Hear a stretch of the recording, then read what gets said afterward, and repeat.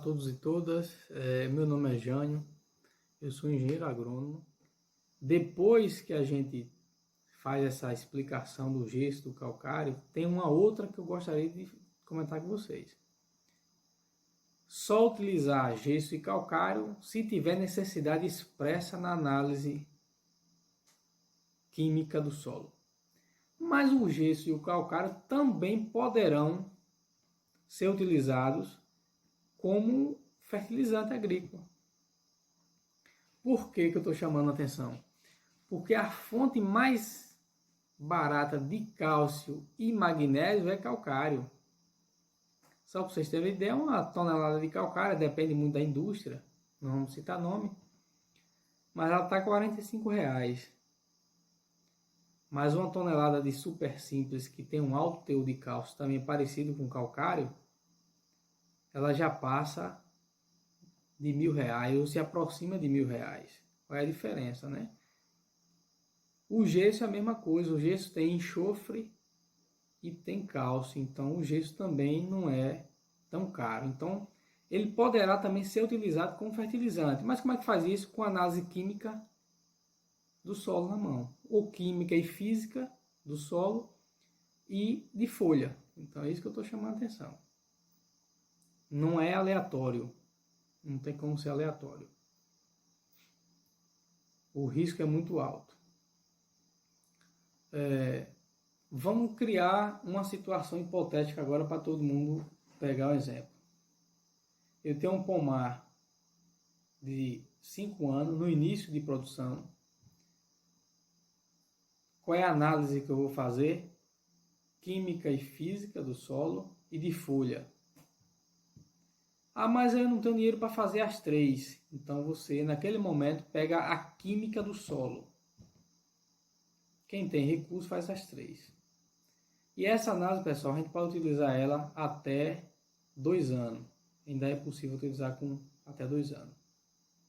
Depois da análise, os nossos profissionais, a nossa equipe, junto com o agricultor e a comunidade, definirá o melhor tratamento. Caso necessite, a gente recomendaria o calcário e o gesso. Após 30 dias, no mínimo 30 dias, o ideal seria acima de 60 dias, para esse calcário corrigir esse solo, adequar esse reservatório, a gente vai proceder à adubação.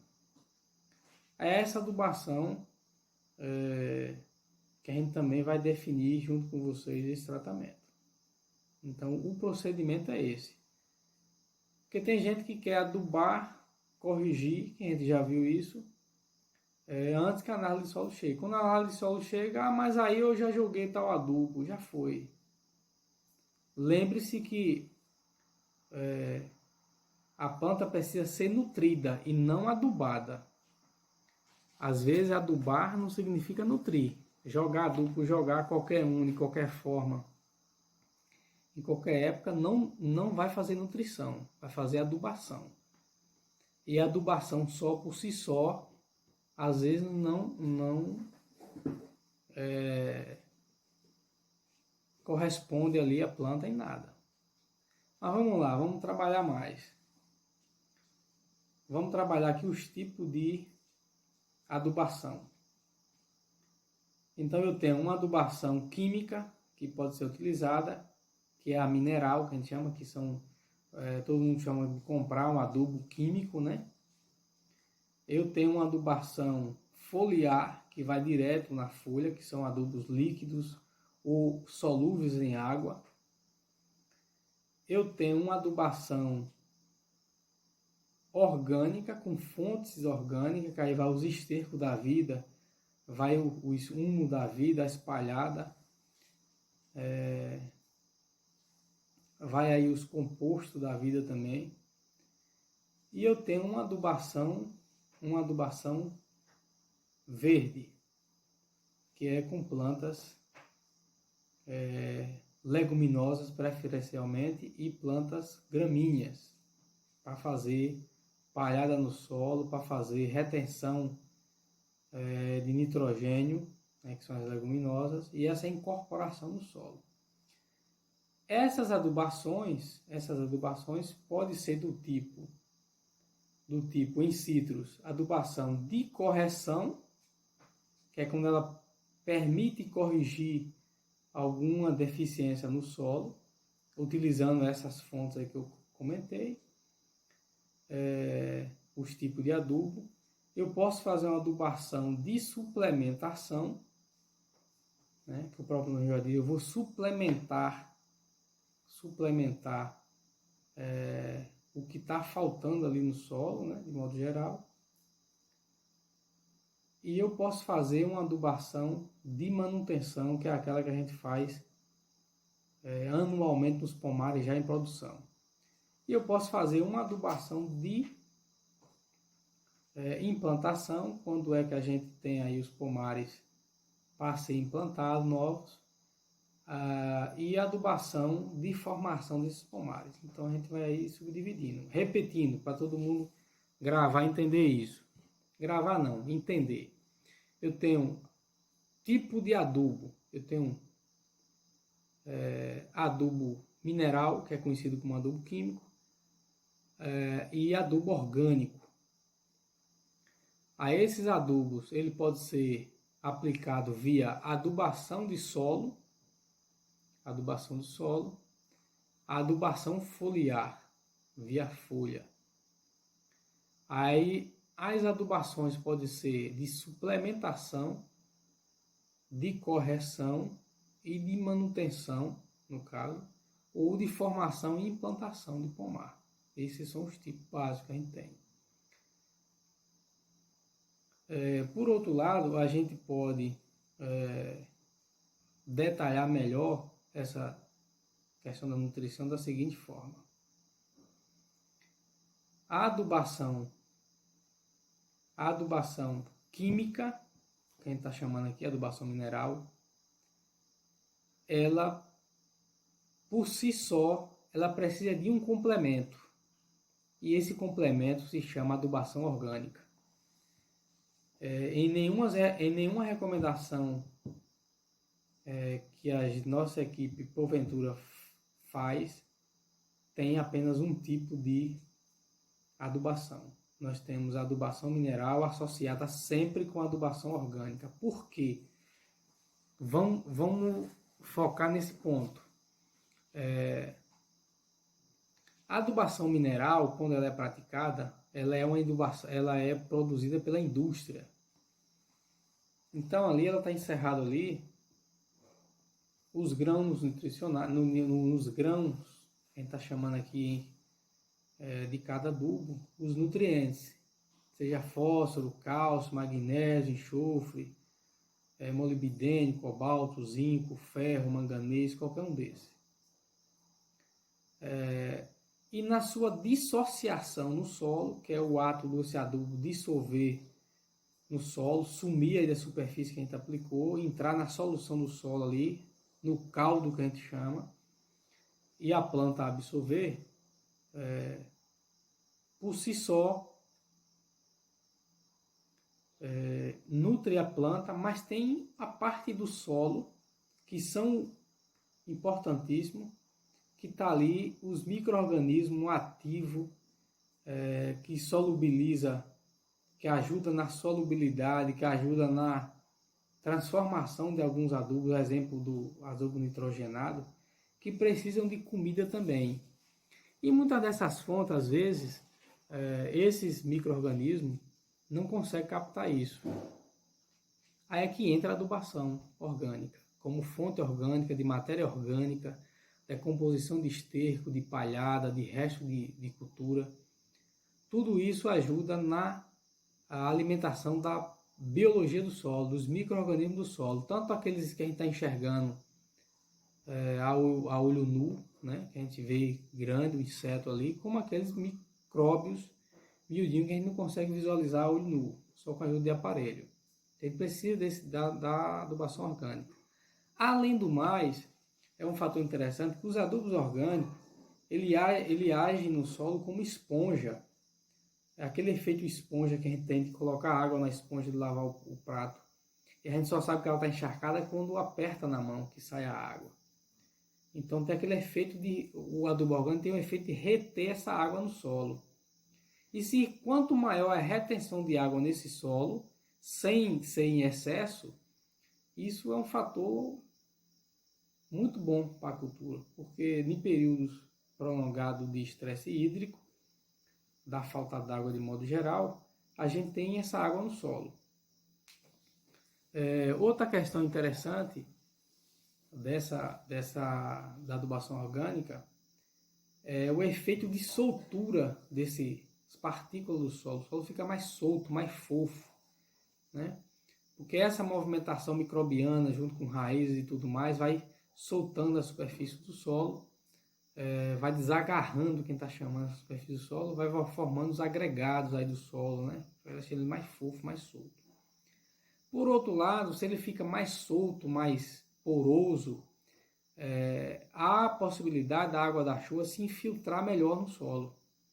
Se infiltra melhor no solo, né, automaticamente essas raízes conseguem absorver mais água. Isso é um fator benéfico.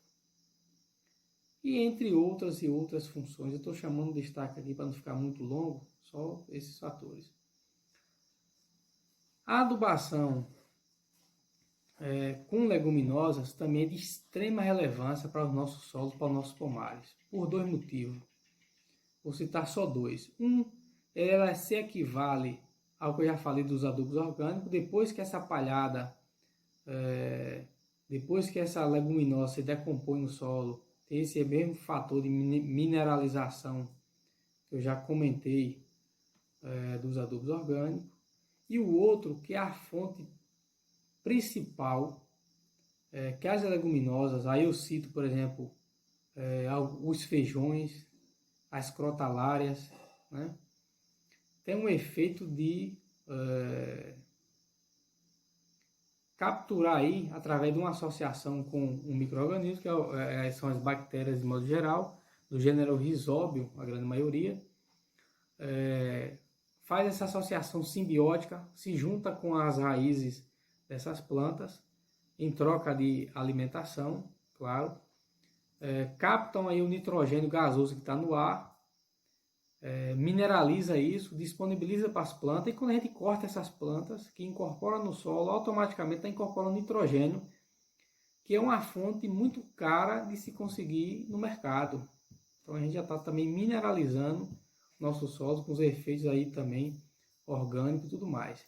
E por fim, a grande maioria das raízes das plantas, aí eu cito um exemplo aqui das crotalária e do calopogônio, tem um efeito subsolador no solo. Então ele fofa o solo, as raízes ali, na hora que a gente corta, vira aqueles orifícios, os buraquinhos que a água entra também, permite a infiltração da água. Então tem uma série de benefícios para a flora microbiana do solo, né? A fauna, aliás, perdão, microbiana do solo, que a gente está chamando aí, o micróbio de modo geral, que ajuda são benéficos na cultura de modo geral. Então aí você tem um efeito gigantesco. E por fim, nós temos a adubação foliar, que hoje é primordial para os citros. Primordial. Por que primordial? A planta, pessoal, ela não absorve só nutriente, só pelas raízes. A gente vou até recapitular aqui, a planta, a gente não está nutrindo a planta não só pelas raízes, mas pelas folhas também. Como todo mundo já sabe que isso é comum, o que as plantas absorvem de água e nutriente, a fábrica da planta é as folhas, são as folhas. E aí o que acontece? Essa fábrica pega todos esses nutrientes junto com a água que absorveu, junto com o nutriente do solo que absorveu, e processa isso tudo na folha e redistribui por toda a planta, que aí a gente está chamando da fábrica. E aí ela pega a luz solar, os gases atmosféricos, que a gente está chamando, incorpora isso tudo na folha. Mas se a gente já dá uma ajudinha, se tem essa fábrica e a gente ajuda com nutriente na folha, claro que vai ser benéfico. É por isso que o lance da adubação foliar. E para fazer a adubação foliar tem uma série de produtos no mercado aí. além do mercado, a gente também a ideia nossa é sempre criar independência. Então tem uma série de produtos que a gente pode produzir na própria propriedade, com fontes orgânicas, né? Aí que eu dou exemplo de alguns bios que a gente faz, que vocês fazem, que vocês têm essa possibilidade de fazer, biocomposto que a gente chama, né?